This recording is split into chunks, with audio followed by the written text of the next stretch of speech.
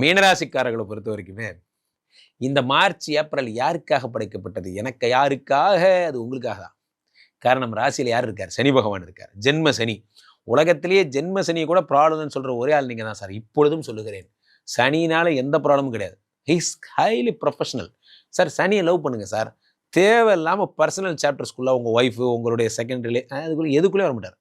டீசெண்டாக வேலையை பிடிக்க விட்டு அனுப்பிவிடுவார். அவருடைய டீலிங்ஸ் எல்லாம் ஒன்லி அஃபிஷியல் தான். பர்சனலாக நீங்கள் பொண்டாட்டி கூட சண்டை போடுங்க, போடாமல் போங்க, இதெல்லாம் சனிக்கு தேவையில்லாத விஷயம். எவ்வளோ ஹைலி ஜென்டில் பாருங்க அவன். என்ன அதுக்காகவே அந்த ஆளுக்கு ஒரு மரியாதை கொடுக்கலாம். ஆனால் இவனுங்க இருக்கானுக்கு பாருங்க 3-8 சுக்கிர பகவான் உடம்புல வந்து உட்கார்றது, தேடி தேடி கண்டுபிடிச்சி ஒய்ஃபை கூட்டு வந்து மாட்டி விடுறது, உங்களுடைய பழைய கேஸ் எல்லாம் எடுத்து அவங்கள்ட்ட மாட்டி விடுறது, இந்த மாதிரியான வேலையெல்லாம் பண்ணி விடுவான். இப்போ 3-8 சுக்கிர பகவான் உடம்புல உச்சம் பெறுகிறார். யார் உங்களுக்கு ஜென்ம எதிரியோ அவனே உச்சம் பெறான். யாரு? சுக்கிர பகவான். யாரு? அசுரகுரு. நீங்க யாரு? தேவகுரு பிரகஸ்பதியோட.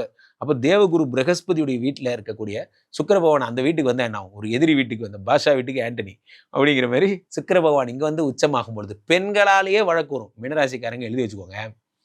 இந்த மார்ச் ஏப்ரல்ல பின்னால் பிரச்சனை வரும். ரொம்ப ஜாக்கிரதையா இருங்க.